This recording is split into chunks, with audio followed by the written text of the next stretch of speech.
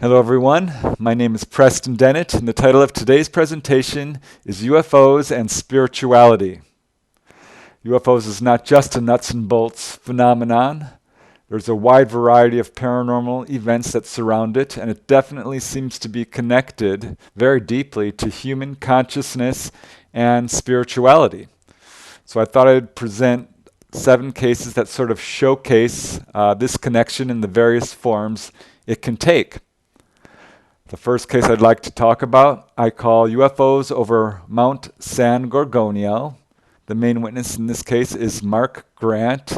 He was a friend of my sister's. I interviewed him about his incredible UFO experiences, which really began in 1982.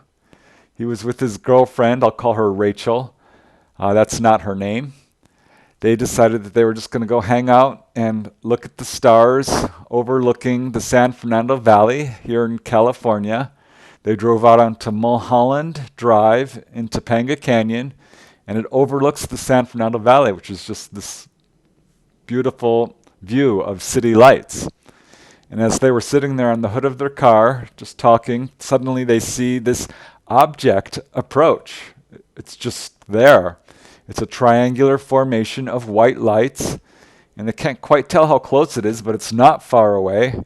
There's no sound. It's just hanging there in space, hovering, and they get the feeling it's looking at them, and they're wondering, what the heck could this be? Are there helicopters? Why is there no sound? When suddenly these darn things swoop towards them and seem to swoop away at the same time. They also changed colors. This was a little bit of a disorienting event for them, and I'll just quote Mark directly as to what he experienced. This is Mark talking, as he says, "We were talking about it, looking at these lights, and we thought maybe they were helicopters or something like that. Then they started coming towards us. They split off in all 3 directions. The one on the top looked like it was going up and away and towards us all at the same time. And the 2 at the bottom looked like they went straight at us, around our periphery, and at the same time, they looked like they were going away too. They kind of disappeared." So again, this was very disorienting for them. They were actually a little shaken up and scared. They didn't talk about it. They just got in the car and drove off. Looking back, I think they may have had missing time, because of the way they described this object coming at them and going away at the same time, and the strong fear reaction that they had from it, and the fact that they never talked about it. All of these are sort of little red flags. At any rate, he did dream about it once or twice, but that seemed to be the end of it. Around this time, he had successfully overcome alcohol and drug addiction and had joined a group along with his friend Rachel called the Wilderness Challenge, which sort of celebrates having overcome their addictions by doing a mountain climb. And they decided that they were going to climb Mount San Gorgonio, which is here in Southern California. It's a very tall mountain. It's 11,200 feet high, but there is a pathway up. It's sort of a walk up the mountain, but still very difficult. Mark and his friends went up there. It took them 3 days, actually, to get to the top. And finally, they reached the peak of Mount San Gorgonio. They got to hold the little wooden sign that everyone gets to hold, showing the elevation when they got to the top. And it was just a great, fun climb and a really great way to celebrate their having overcome addiction, sort of like a spiritual quest. And no sooner had they got there and reached the peak, set up their tents, lit a campfire, and so on, when suddenly something very strange happened. This very large, very bright object showed up. It was at least twice the size of the full moon, Mark says, and extremely bright and totally silent. As Mark says, it hovered and circled around. It was about 300 to 400 feet above us. It was very close. The whole area around us lit up. It was very uncomfortable to look into the light because it was so bright, so intense. it was very apparent to everybody that there was something there. The problem is no one could figure out what it was. There was some speculation that it might be a helicopter, but it was very close, and there was no sound, and this is pretty high for a helicopter. I mean, they can reach this height, but it was pretty apparent to everybody that this was not a helicopter because of the sound and the way this thing was moving, hovering and sort of circling around them. And it was very strange, very peculiar, and again, too bright to look at. And finally, this thing doesn't really move away as far as they can tell. It sort of just shrank into a tiny little dot and disappeared, or perhaps moved away very quickly and just had that appearance. But at any rate, whatever happened here, it does seem to be connected to their having gone on this sort of spiritual quest and climbed to the top of this mountain. Mountaintops are considered holy spots, sacred areas in many cultures. So perhaps that's related to this. At any rate, it's a very strange place to see a UFO in a very strange time. And I think there is a connection because there are a lot of cases like this. And let's just talk about another. This next case I'd like to talk about, I call the musical UFO. This case occurred in late 1984 outside of the town of Santa Fe, New Mexico. It's a beautiful little town, a very spiritual place actually. And that's why Tammy had gone there. The main witness is Tammy. That's not her real name. She decided to just disconnect from the world and go on a sort of spiritual retreat. And she ended up renting this little cabin with a friend of hers out in the sort of wilderness outside of Santa Fe, New Mexico. This was a pretty remote cabin. It had no electricity, no running water, just a road, little dirt road leading up to it. And they had been there only a few weeks when a very strange incident happened. They were both just sort of in their own room, and there was this very bright flash of light outside. It was persistent, and at the time it started flashing, there was this very strange musical sound. It was very sort of lyrical, but also computer-like. I'll just let Tammy describe it in her own words. As she says, it was a very distinctive sound, which was cheerful, very computer-like in terms of it sounding like the noises that you make when you push a phone or calculator. Even though it felt kind of automated, it was very lyrical and very pretty and a very happy sound. So they came running out of their rooms, looked outside, but by this point it was gone. They talked about it. They both heard it. They both saw it. They had no idea what it could be. Tammy's friend was pretty skeptical of anything paranormal and thought, well, perhaps someone was outside with a flashlight or a car had driven up, though it was clear to both of them that this was not the case because it was a very isolated area. There was no one else around for miles, and it was a one-way road. So they didn't know what it was. Tammy thought it was something spiritual, something connected to the fact that they were out here in the wilderness and sort of steeped in nurturing themselves. So a few months go by. Tammy's roommate decides she's going to leave, and Tammy is now alone in the cabin, and she's becoming even more steeped in nurturing herself and cooking and this sort of thing, just being very spiritual. And she was in her room one evening. She was sitting in bed. She had been reading and decided she was going to go to sleep, had just set down the book and was beginning to fall asleep when she suddenly heard this same music, this same lyrical noise. And as soon as she heard it, she sort of sat up and thought, she woke up and sat up and says, "All right, guys," out loud, I know you're back here. What do you want?" And this is when something really incredible happened. This light came swooping down out of the sky. It looked like this sort of ball of light, a sphere, and it appeared to be about the size of a basketball, she said, and it came swooping down towards the cabin. She was facing a very large picture window, so She could see this thing outside as it comes swooping down straight for her, straight for the window, actually comes into the window and strikes her with what appears to be a beam of light, or just comes in completely all the way. The music is still playing. Her whole body begins vibrating. It gets very scary. And as she says, and I'm quoting, "It was a very intense, fast-moving, bright white light, and it came rushing towards the window and then came into the window and sort of jammed me in the solar plexus." So as this is happening, she's paralyzed. She can't move. Her entire body is vibrating like crazy. This music is still playing. And she starts getting a little bit frightened because she felt like something else was controlling her.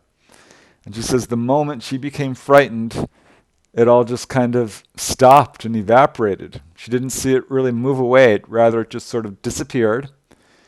And afterwards, she actually felt great. She felt completely spiritually rejuvenated and sort of transformed, is how she put it, just zinging with energy. She hadn't felt that good in a very, very long time. And she feels very strongly that this was definitely connected to the fact that she was sort of on a spiritual quest. She's not sure if this was a UFO in terms of a craft with ETs or that sort of thing, but she definitely considers this as a distinct possibility. And at any rate, she feels this was definitely a result of her sort of spiritual meditation. As she says, and again I'm quoting, "I'll tell you how I think of it, how I remember it. I don't know if the events are really related, but I always thought that the atmosphere and the environment and the mood that I was in had some sort of effect on it or influenced the event. I was all holed up there, and I was just reading and writing and making handmade clothes and really pampering myself and being creative and solitary. I had unplugged the phone and everything." So again here we see this pattern of UFOs appearing after a long spiritual quest. And there's many different forms this sort of spirituality and UFOs can take. Another case I'd like to talk about I call the poltergeist and the UFO. This is a very strange case. It occurred in 1988 in Van Nuys, California. Again, I interviewed the people directly. One of the witnesses I call Trudy. That's not her real name. She moved into an apartment in Van Nuys, a little apartment number 15, because it was cheap. It was only $600, and she could afford it, just barely. And almost immediately started having weird problems with a knocking noise on the wall.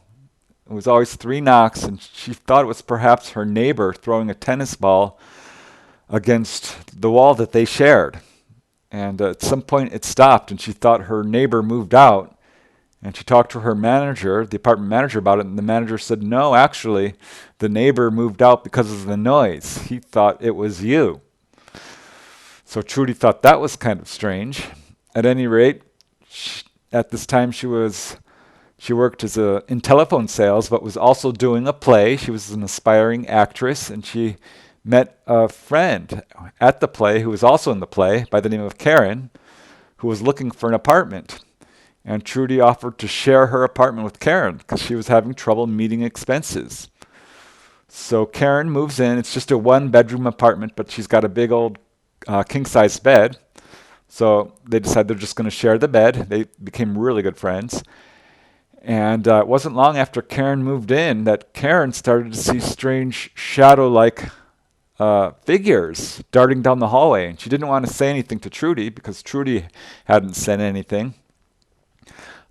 They invited a friend over to set up their stereo. And the friend suddenly jumped up and looked towards the hallway and says, "Oh, you have lemurs in your house."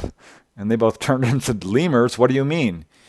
He said, "They're kind of spiritual, big-eyed creatures that I see, and they're only present when ghosts are around, but, never mind."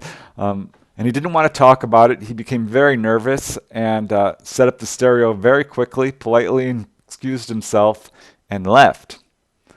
So that kind of spooked both Trudy and Karen, and they began to wonder if strange things were happening because other weird things started to happen. They started to see these shadowy figures again.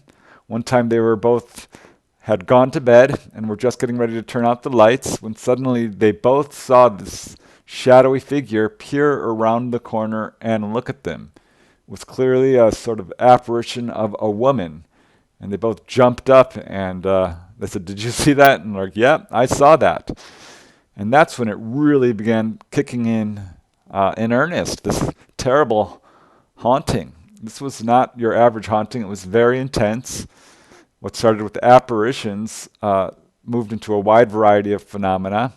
They began having strange noises like pots and pans clanging in the kitchen. The cabinets would sometimes be opened when they woke up in the morning. Objects started moving around in the apartment. Their bike, the remote control, things else, anything would just move around. And all kinds of weird phenomena. Light bulbs started exploding. There was a weird cold spot in the hallway. The apparitions were getting more and more bold. Sometimes they would just zoom up right towards them, especially if they were having any kind of disagreement, which they started to have because this was becoming to be a very scary situation. They tried doing various rituals to get rid of the ghosts, and nothing seemed to work. These apparitions were getting more and more bold. One time they were laying in bed when the bed started shaking, and this started to become a nightly occurrence. So they were losing sleep at this point, and at their wits' end, they didn't know what to do. They tried lighting candles, they tried doing chants, they tried pouring salt around the apartment, anything to stop this. They asked the building manager about it, and the building manager said that, yes, there has been a problem with ghosts. She herself had sensed a presence, and they've had people move out because of this. They talked to their neighbor across the hall, and the neighbor freaked out because she said, yeah, she was having all kinds of paranormal phenomena. Somebody was tugging at her hair. She felt a presence and weird things like this. So apparently this whole building was haunted. It turned out it was a retirement building. There were ambulances coming and going all the time because people were sick and passing away as well. She learned that someone had passed away in her apartment. Someone had passed away in an apartment below them. So they were becoming increasingly frightened and were having sort of this spiritual battle. And finally, it reached this sort of ultimate point. I mean, they couldn't invite friends over because the friends would see ghosts and go run away screaming. And they couldn't move out because they couldn't afford it. And they were losing sleep because their bed kept shaking. And one evening, it was really bad. The bed was shaking, and these apparitions were zooming at them. And Trudy had it. She crawled up on the bed, got into a kneeling position, and was praying and saying the Lord's Prayer and asking God to, move these spirits away. And at this point, one of the spirits came and attacked her. It pinned her down to the bed. She couldn't move, and it moved inside of her and tried to possess her. She could see it very clearly now. It was a woman with this weird, kind of sickly, sweet, toothy smile, very stringy hair, dark eyes. It scared her very badly. She said it was physically painful. She was unable to move. She was paralyzed. She couldn't breathe. The pressure was extremely intense. Karen, who watched all this happen, she saw this apparition come up and attack her and hold Trudy down. And finally, it ended. This spirit moved out of her. Trudy took a big breath, and they were able to breathe again. And they're like, that's it. We're moving out.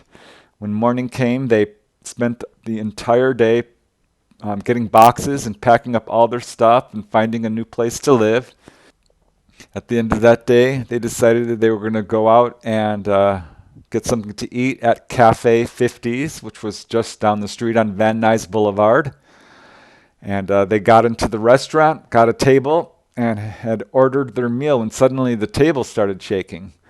At first, they each thought it was the other person shaking the table, but then they realized, no, this table was shaking by itself. and it really freaked them out. They called the waiter over, who thought they were crazy, and they quickly and nervously ate their meal. And as they were paying at the counter, suddenly the little gumball stand, which was just a freestanding gumball machine, starts shaking back and forth. The guy at the counter looks at it and turns pale white. So do they. They know exactly what's going on. It's this darn poltergeist. It's followed them to the restaurant. And so that was, again, enough to send them running away from Cafe 50s.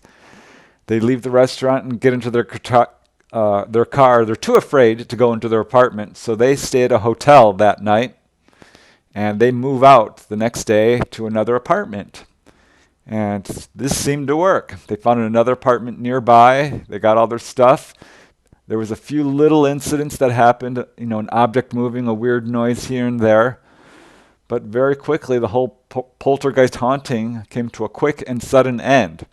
Or so they thought, because this is when something very strange happened, which they both feel is connected. One evening, this was probably about a week or two after they moved into the new apartment, they were sitting there in the living room around 9 p.m. This was in 1989, I believe. And suddenly, they hear this very loud buzzing noise. First, it sounded kind of like a transformer, but it was getting louder and louder and louder, like a refrigerator. And they're wondering where the heck it's coming from. And suddenly, it sounds like a plane is coming to crash right on their apartment. And by this point, they're terrified. They're thinking, "Oh my gosh, it's the poltergeist! It's back again! What is going on?" And they run out onto their balcony and get the shock of their life. There is a very large craft hovering directly overhead. It's just maybe 200 feet high. It's got very bright lights covering it. It appears to be very large, 100 feet across at least, U-shaped, sort of got a U or V-shaped, and it's just hovering there. They both had the distinct feeling it had come for them and was looking at them, and it sort of posed for them, they said, and then as soon as they acknowledged its presence, it started to move. It had been hovering in place, stock still. Now it started to move around a little bit, sort of darting back and forth, circling around overhead, coming a little bit closer and farther away, and then zipped off like a bullet and scared the living daylights out of them.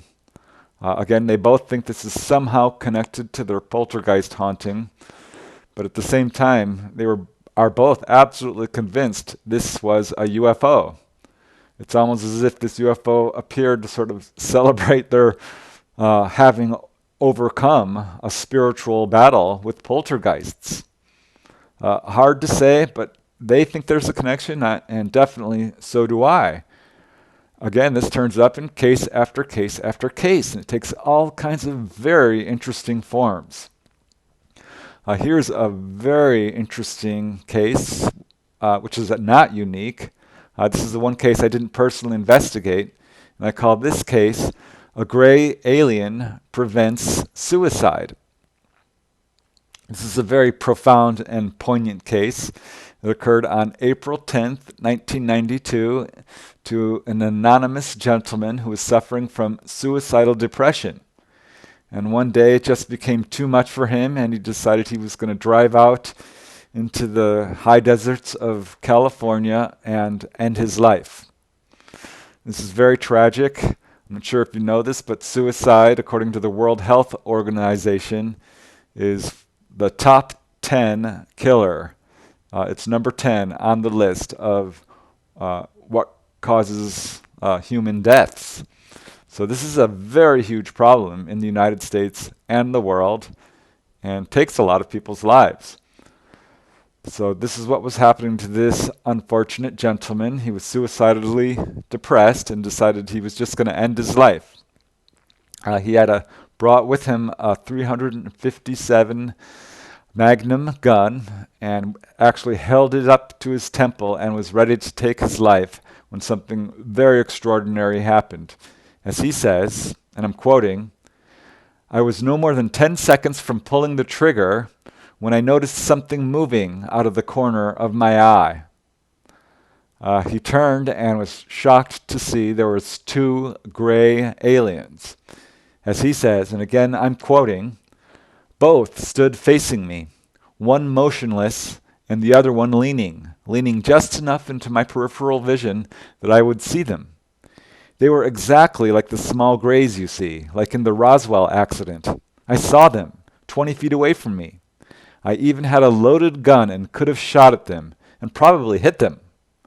But when I noticed that I was not alone, it simply voided the suicide, and I left, which I thanked them for, really.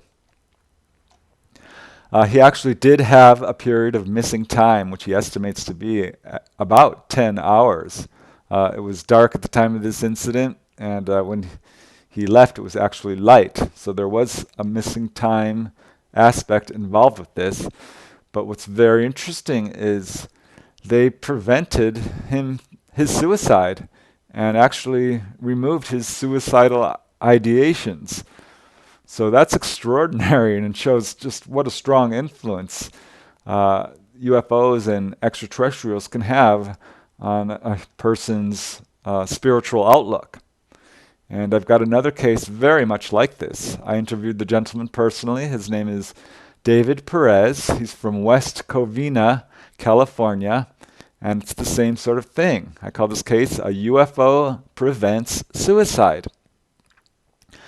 I covered this case in my book, Extraterrestrial Visitations, and also in my book, The Healing Power of UFOs, because I think it's such an extraordinary case. This all began when David was having a lot of problems in his life. He had a girlfriend, but the relationship was sort of rocky, and they were having a lot of arguments, and he was also unhappy. He wasn't super happy with his job. He was also having health problems, which were becoming increasingly severe. He had a strange pain in his side and a persistent cough. He was sometimes coughing up blood. So he was having problems with his lungs. He was having a lot of anxiety and stress and was just really unhappy. So one day he steps outside to smoke a cigarette and looked up and was shocked to see a UFO. He called out his girlfriend. His cousin was there. The neighbors came outside to watch it. They all saw this thing. It was not very far away, a few hundred feet high up in the sky, and was just hovering in place. It was covered with lights. They couldn't quite tell what shape it was because these lights were so bright, but it was definitely not normal. It was just white lights. Everyone else sort of went inside, but he's staring at this thing, thinking that there's something very unusual to it, when suddenly it beams him. It sends sort of it turns red, and sends this red beam of light into him. And as he says, and I'm quoting, this red, bright light went on, and it seemed like it kind of penetrated my pupils, and my vision turned red. Everything that I saw was tinted red. That's when I kind of got scared. I thought it had screwed up my vision. I couldn't talk, and I couldn't move or anything. I don't know if it was the fear or what, but I just couldn't move anything. So this is certainly something that's commonly reported when someone is struck by a beam of light from a UFO. They can't move. This was very quick, and suddenly it was over, but it definitely seemed to affect him physically.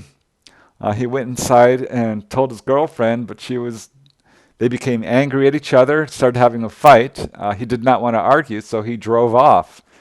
And to his shock, the UFO was still there, and it actually followed him down the highway.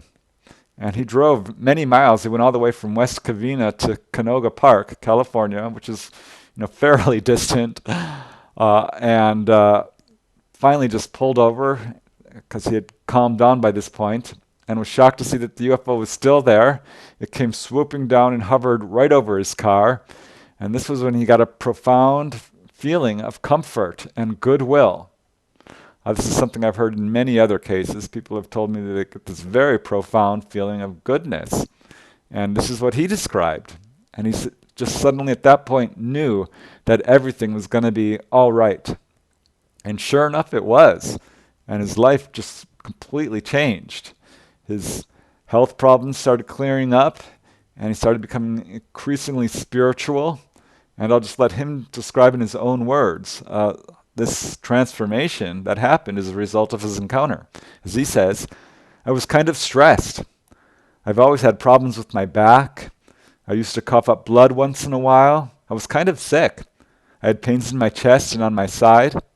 Ever since that night, I haven't had any pain at all. And I was also suicidal. Ever since that night, I haven't been. I've been good. I've been feeling really good, really healthy. And it was more than just that. He started becoming very interested in meditation and precognition and premonitions. He started having dreams that came true, clairvoyance, premonitions. So this not only sort of healed him physically, and it transformed him spiritually to the point where he started having psychic visions and said he started becoming actually really interested in God and this sort of thing.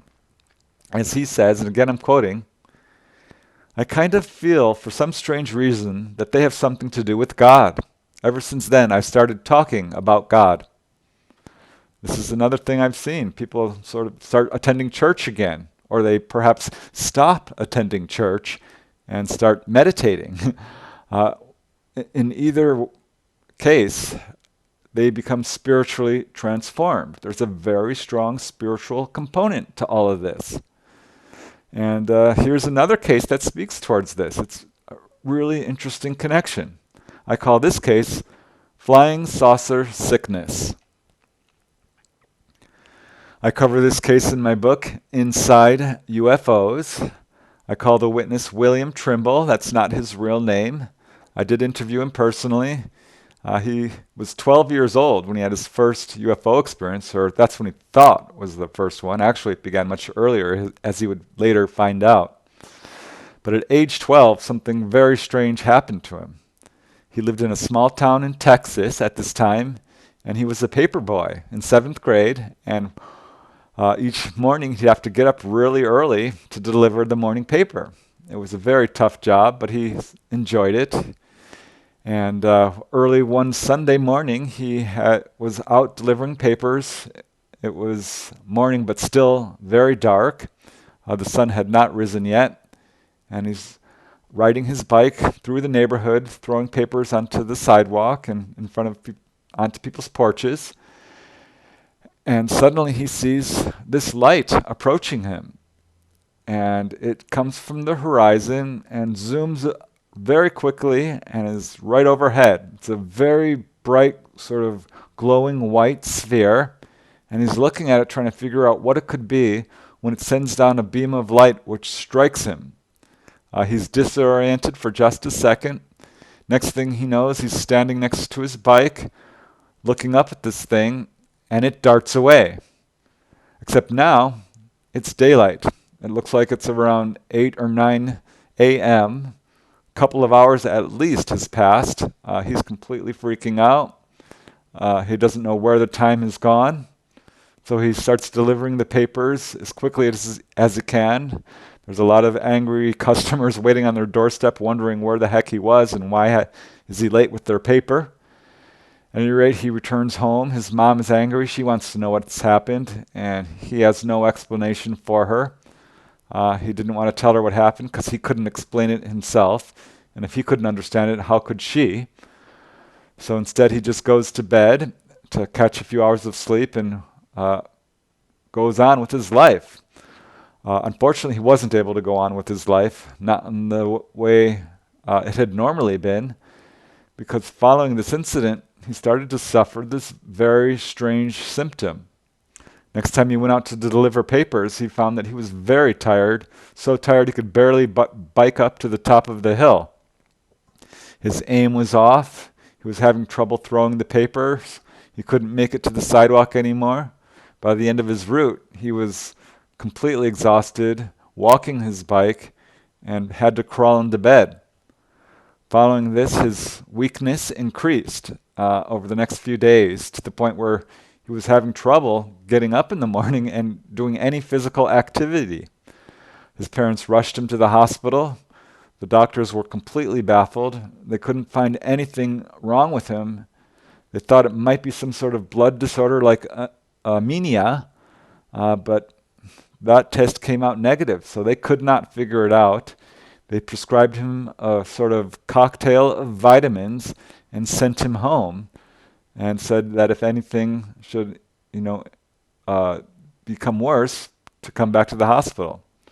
It didn't become worse, but it didn't become better for the entire summer. He was pretty much bedridden. This caused a huge transformation in his life. He was normally a very active person. Now that he's stuck in bed, he had no choice but to just sit there and meditate, and he eventually got into reading. He became a voracious reader following this summer. And after 3 months had gone by, he finally got his strength back. He eventually recovered fully, but he feels like perhaps he got some sort of radiation sickness, is what he now believes. Because at some point during his reading, he came across the subject of UFOs. And he wondered, hey, I wonder if this is what happened to me. And as he grew up and learned more about UFOs, he began to realize that that's probably what did happen. He became a teacher. He later became a college professor. He married. He had children. And he still kept on wondering about this weird incident in his life where he saw a UFO. And as he thought about it, he's like, yep, that's what I'm sure happened to me, because he started to hear about missing time on TV. He also had a very strange incident occurred when he was about 4 years old, when he saw a strange bald-headed figure peering at him through the window. This is something that kept popping up into his memory until he finally connected it. He asked his sisters about it, and they're like, oh yeah, we remember it. You were really scared. You screamed, and we came running up. And everyone believed him, but they had no idea, who it could have been. So now he connects that to that. And finally he decided he was going to undergo hypnosis, which he did. He was a little disappointed because he knew, pretty much about UFO abductions at this point. The guy who hypnotized him warned him that this might contaminate his recall. And what William ended up remembering was pretty much your standard abduction scenario. He said it was actually very frightening. He remembered being undressed and physically examined, and that's about it. He didn't see grays as is normally described. That kind of surprised him. He said they were a little taller, and the one that he saw very clearly actually had sort of a yellowish look to its skin, and the others appeared to have almost a greenish hue, he said.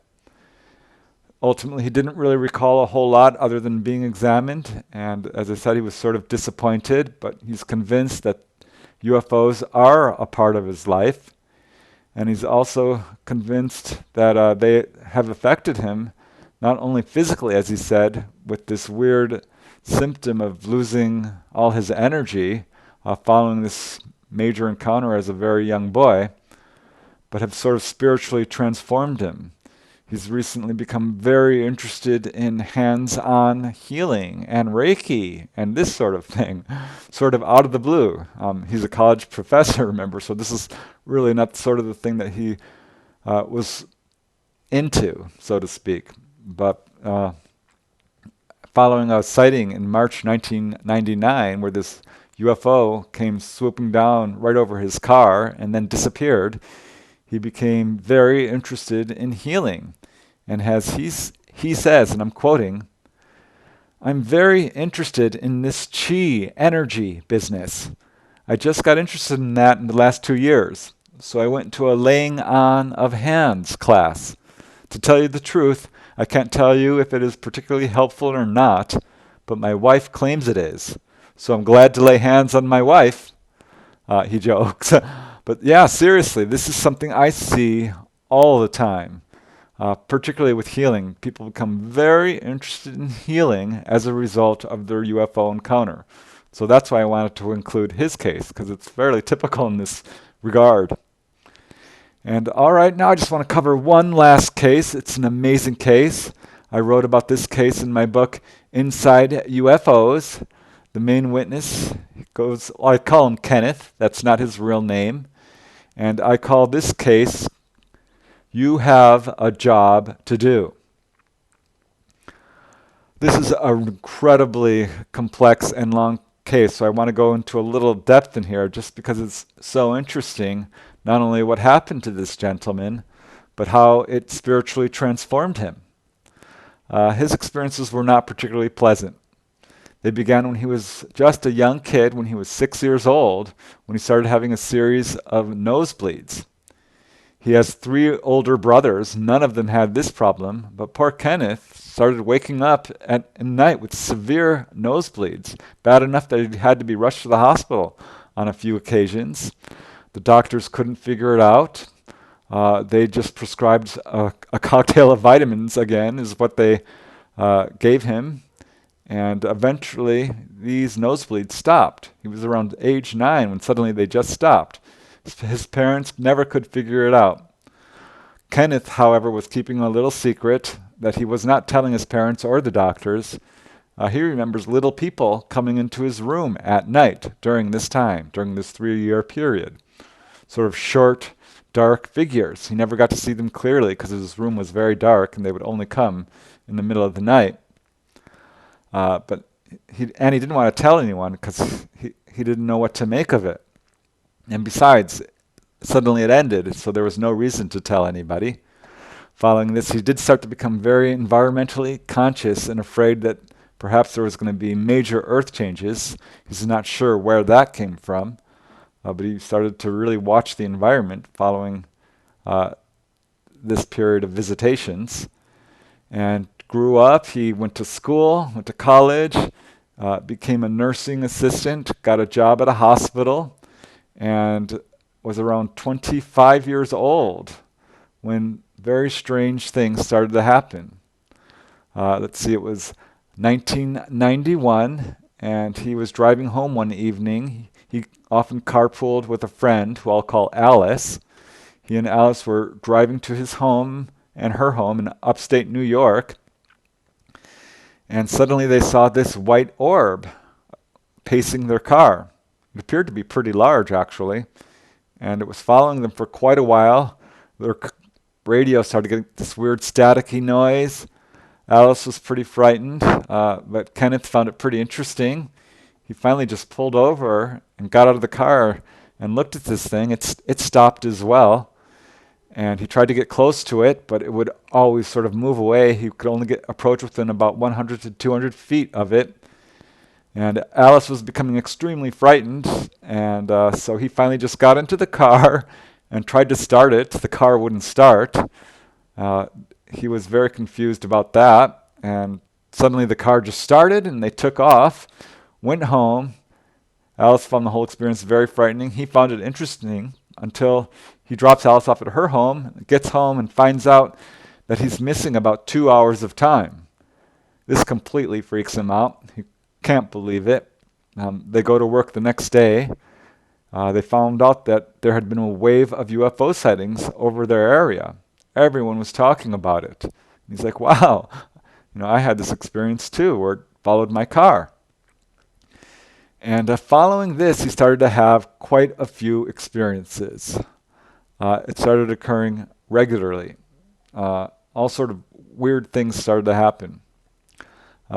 He had a sight, on that evening that he had this sighting, both his brothers also saw UFOs hovering over their homes. That was kind of weird. And around this time, he started getting weird phone calls. He'd answer the phone, it would just be a weird buzzing noise or a weird clicking noise, like someone clicking their tongue on the top of their mouth, is how he described it. And that was strange. Then in 1998, he's driving along when he encountered a UFO covering the entire road in front of him. And he didn't have missing time, he doesn't think. This thing just suddenly took off. He goes home, but the next morning he woke up and he had a very strange triangular bruise on his arm. 2 years later, he's driving to a bar to meet some friends, and finally gets there, and they're like, where the heck were you? You're 3 hours late. The bar is closing. he was missing 3 hours of time, had no memory of seeing any UFO at all. By this point, he's starting to have dreams of UFOs, of light hitting his car, visions of gray ETs, this sort of thing. So he's starting to realize what's going on with him, but he's still sort of deep in denial and doesn't want to face the fact that UFOs are a part of his life. Instead, he decides he's just going to move to Florida and leave everything behind and run away from it all. He gets a job in Florida, rents a little house there, and sure enough, these UFOs start making more appearances. In 2002, he's driving home and he sees this white orb pacing his car. He can actually feel this very strong heat in his car. Yet he has missing time and arrives home 2 hours late. He starts getting more weird calls. They're always on Tuesday or Thursday evening. He can sometimes hear something apparently talking, but he can't quite understand it. It's too fast. Lots of clicks and weird noises and buzzing noises. And just weird stuff like this. In 2004, he went out to walk his dog and saw this orb again. It was flashing colors this time. It was really beautiful. And he asked it, "Are you the one that's talking to me?" And it suddenly flashed at him. Next thing he knows, it's the next morning. He's waking up in bed, and his dog is outside. The neighbor's knocking on his door and returns his dog to him. And the dog is just completely shook up. It has post-traumatic stress of some kind. It goes running into its little kennel where it sleeps and won't come out. And at this point, Kenneth finds out that he goes to the bathroom and finds out that he has a very severe sunburn on his head and chest. And he has no idea how that could have happened. So that kind of upset him and again reminded him that he was having problems with missing time and UFOs. In 2004, it happened again. He had just invited a friend over, and the friend was just showing up as Kenneth was beginning to walk his dog. At the same exact moment, this UFO shows up. Kenneth's friend sees this orb and just takes off, gets in his car, and leaves. He later said he got a very strong message that he was not supposed to be there. At the time, he didn't even think about it. He just left as quickly as he could. And Kenneth sees this object, and next thing he knows, he has missing time, and it's the next morning. He wakes up in his bed. He has no clothes on. His clothes are all in a pile on the floor. His dog is back in its kennel, shaking uncontrollably, very scared. His front door is wide open, and the entire house is filled with bugs because the light had been left on apparently all night. And it took him 3 days to clear the house of insects, actually. And at this point, he knew what was happening. He had been taken again. He thought perhaps he was going crazy. He wanted to believe he was crazy, but he realized that this was probably something to do with UFO abductions. And he wasn't going to be able to run away. He had just gotten into a car accident around this time and had a lot of problems with medical bills and meeting his expenses. So he decided he's going to move back to New York where he could make more money. And that's what he did. He moved back to New York and continued to have UFO encounters. They would come once or twice a year. In 2006, he was driving home when a UFO appeared and beamed his car. He had 2 hours of missing time. Following this incident, he started having images of grays appear in his mind. He was really shook up, was having, kind of some dreams about this. And was having flashes of memory, sort of flashbacks involving being examined or seeing instruments falling down from the ceiling and telescoping towards him. He sought therapy, and the therapist finally told him, "No, you're not crazy. What you need is a UFO expert, because it looks to me like these are real experiences, and I know nothing about this. You need to seek out a professional." And so that upset him, so he started to realize that it's time he has to face this phenomenon. One time he's driving home when his cell phone rings, and he had it set to a certain song as his ringer, and that's not what went off. Instead, it was this weird set of beeping tones that the phone can't even make. He picked it up, and it said no number, and it rang several times. Finally, he just answered it, and he heard this weird clicks and buzzes. It's that same thing that he always hears, except this time, after the clicks and buzzes, he heard a voice, and it said very quickly in this sort of high-pitched voice, "We are coming soon. Soon you will know the reason." So yeah, he was called by ET on his cell phone. I know how this sounds, but I actually put out a video about cases just like this where ETs call people on their cell phone. So it's not as strange or unique as you might think. It happened to Betty Andreasson. It happened to Debbie Jordan, Bud Hopkins' star client of Intruders. So as weird as that sounds, this does happen. And it's definitely happening to Kenneth. ET contact comes in a wide variety of forms. And it was around this time that his experiences were coming to a real climax, apparently. He started hearing a voice in his head, sort of a chorus of voices, and they kept saying sort of the same thing. "We know where you are. We are coming soon. Soon you will know the reason."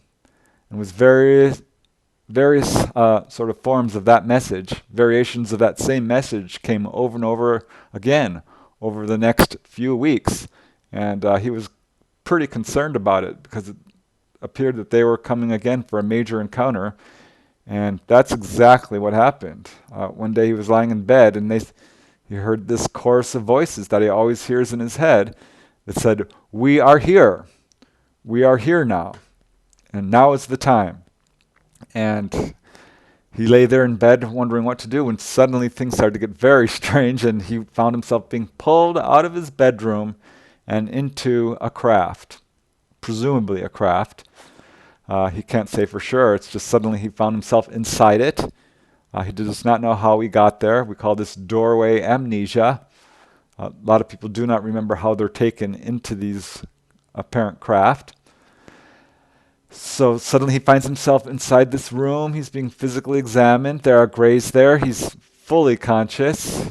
He's strangely calm, but pretty emotional nevertheless, because this is absolutely a fully conscious experience. And the grays talked to him, and they said, "We wanted your experience to make sense to you. We have revealed to you why we chose you. We are not here to hurt you." And they showed him a child and said that this was his child. And it was a small, gray, human alien hybrid, very young.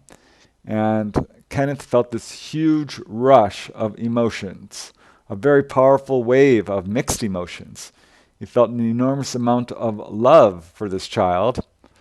He thought the child was absolutely beautiful, but at the same time, he was horrified because this child was not human, and there was sort of an ugly aspect to it.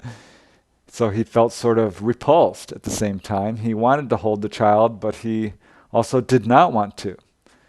And he felt this intense wave of anger at the ETs and told them that they had no right to do this, and how could they do this to him?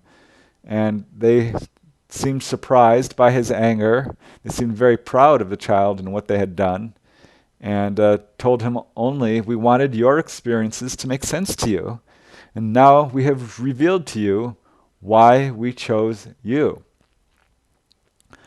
And the experience sort of just ended at this point, and he woke up the next morning. So that was sort of his last fully conscious experience, and following that he stopped having a lot of missing time. He still does. He still occasionally does see orbs and have incidents and memories of being visited. But what's interesting, it was around this time that all these missing time incidents happened from year to year following, when he moved from New York to Florida and back to New York. something else was happening. He started having very powerful premonitions. He started having a lot of dreams of what appeared to be prophetic events. And often what would happen is he'd be walking along, he'd be at the store, he'd be at work, he'd be just driving down the street when a chorus of voices would start talking in his head. You have a job to do. You have a job to do. And he would start seeing images over a person's head. He could see lights. He could see their aura. And he would feel utterly compelled to approach this person and impart spiritual advice or some sort of psychic reading, so to speak. And in fact, it was so strong, he was really unable to resist this impulse. He just found himself blurting out messages as they came to him. And always it would begin with the Greys shouting out in a chorus of voices, you have a job to do, and they'd point out the person that he had to talk to. So one incident occurred shortly after the 1991 encounter. He was walking down the street when suddenly he heard the voices saying, you've got a job to do, and he saw a woman, and they directed him towards this woman. And unable to resist, he walked up to her, and he says, I don't know why I'm telling you this. You just need to go home. You need to go home to your husband. You need to go home now. And she asked him, why? Why? And he says, I don't know why. I don't know why I couldn't tell you. You just need to go home. And so she did. And he felt really embarrassed. He always feels embarrassed when suddenly he feels compelled to give out these messages. But he can't resist it. And normally he doesn't hear back from these people. You know, he's warned people of car accidents, of illness, of all kinds of things, and never hears back. But it was about a year or two later, he was in the grocery store when he saw this woman in line. She was in a separate line. She saw him, and her face lit up, and she left her line and started to approach him. And he's like, oh no, here's this woman, because he remembered who it was. And she said, hey, you're that man who told me to go home that night, aren't you? And he felt a little bit embarrassed. He's like, yeah, I'm sorry about that. And she's like, no, don't be sorry. I'm very, very thankful you did. You wouldn't believe what happened. And he was very interested to hear what she said. She said that she had gone home that evening and spent just a wonderful evening with her husband, being close to him, talking to him, and enjoying the evening. And that night, he died in his sleep. He passed away in his sleep. And she said if she hadn't gone home, she would have completely missed all of that evening, that wonderful spiritual evening, that last evening she had with the person she loved most in her life. So she couldn't have thanked him enough. And so this is the sort of thing that is happening to him now. And he says it's become a driving force in his life. He's now able to give psychic readings at will and is actually really good at it. As Kenneth says, and I'll quote him directly, it's probably happened 13 or 14 times now.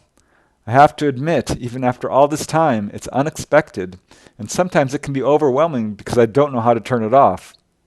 Once in a great while, I'll pass somebody and I'll see white flashes of light swirling around their heads, and I'm compelled to tell them things.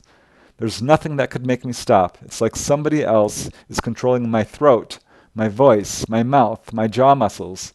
It's almost like having a gun held to my head. There's nothing that can stop me from opening my mouth to tell them what they need to know. I would say that more than half the messages are positive. For instance, I remember one man, I haven't seen him since, I told him, be sure to check the brakes on your car, because I could see him sliding into an accident. So yeah, as I said, now he's at the point where he can pretty much use it anytime. He's not a professional psychic reader, but he finds himself continually reading people and has become completely spiritually transformed, obviously, as a result of his encounters. And again, I'll just quote Kenneth directly, as he says, I can actually do readings at will. I can meet a person, and all of a sudden I'm telling them the directions they need to go in. I'm telling them things about their past, things about their future. Sometimes I'm telling them things about their health or what they need to watch out for. So it's clear to me that this is related to his UFO encounters because it's something I see all the time.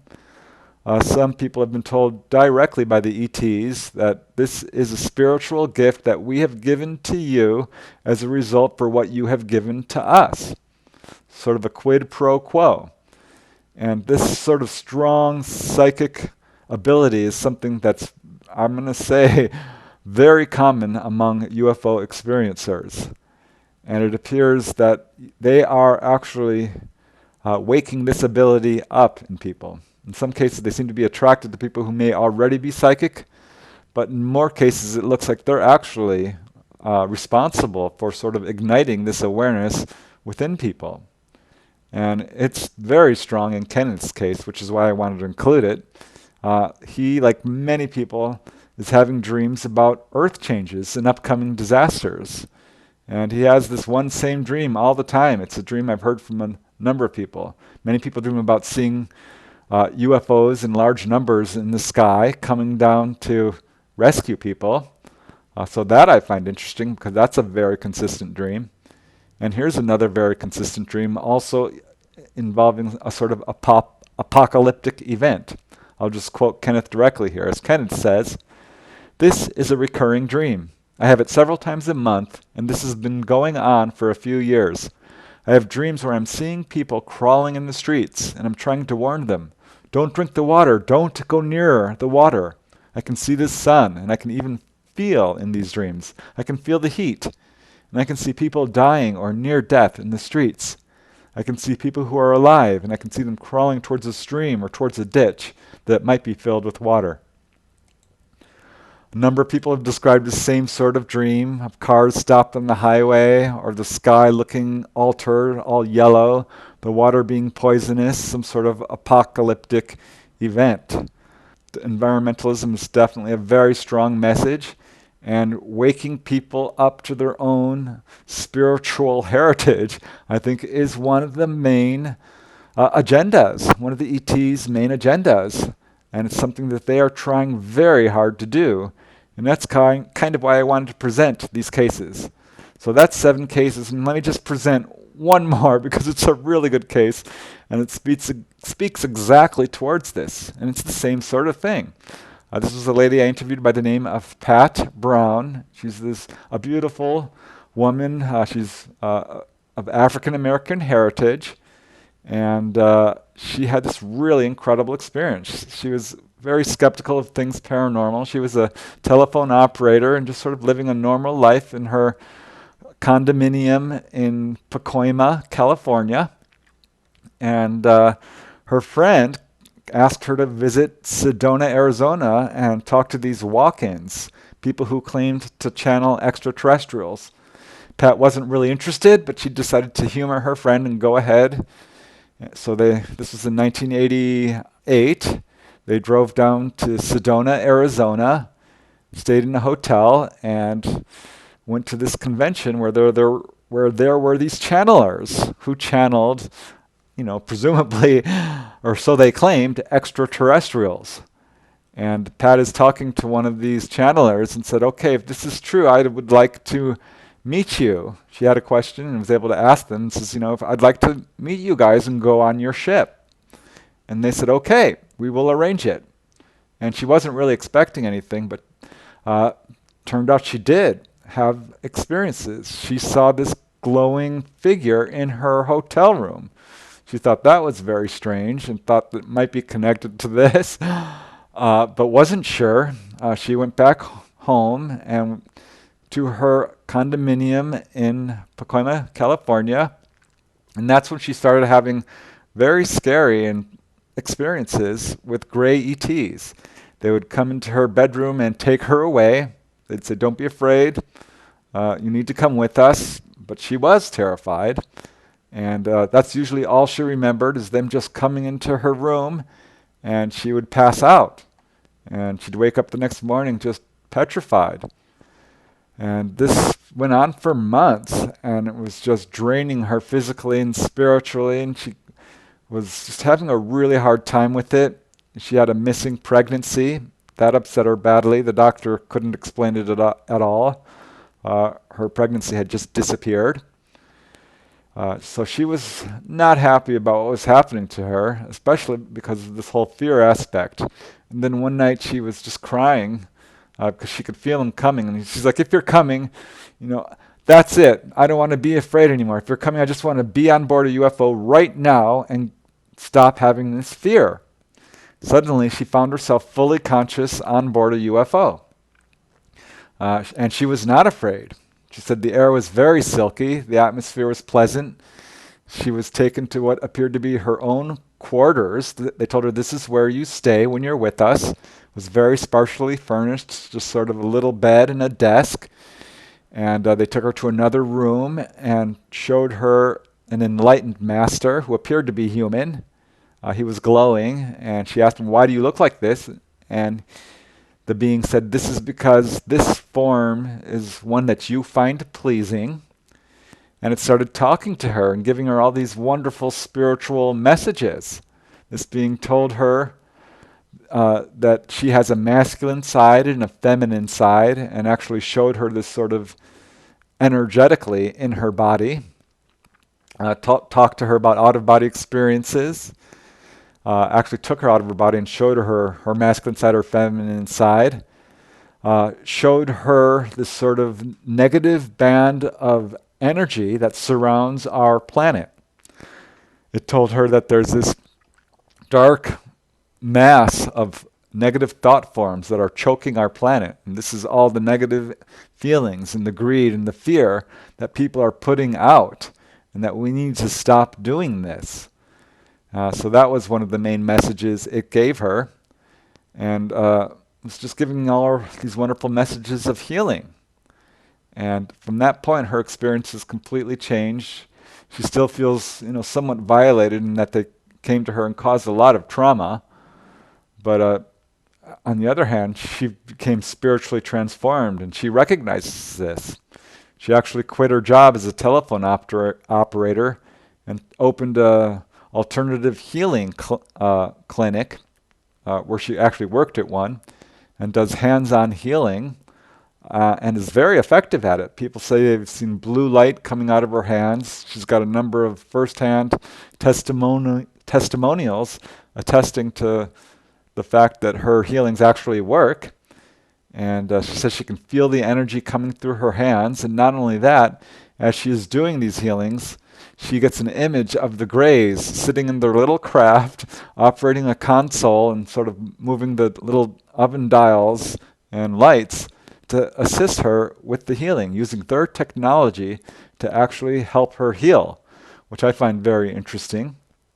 And she says that these experiences have completely spiritually transformed her over just a period of a few years. She doesn't even recognize herself. As she says, and I'm quoting, I'm a completely different person.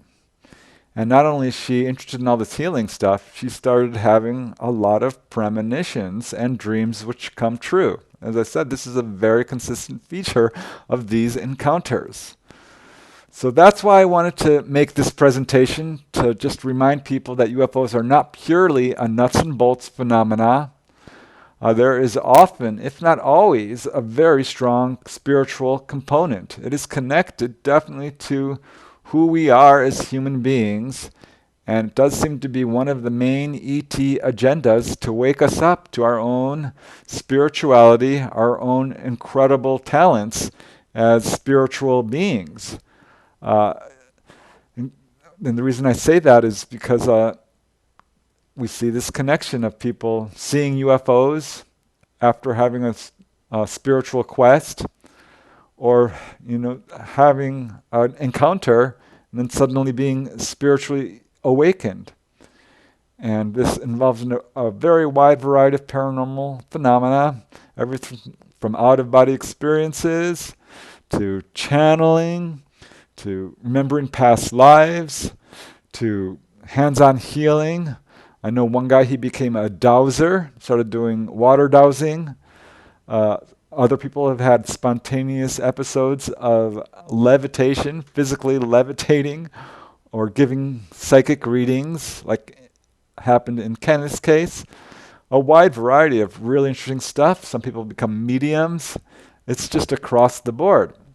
And that's why I wanted to talk about this, because it's a very important aspect of UFO encounters. Thanks again for watching, and I hope you enjoyed the presentation, and keep having fun.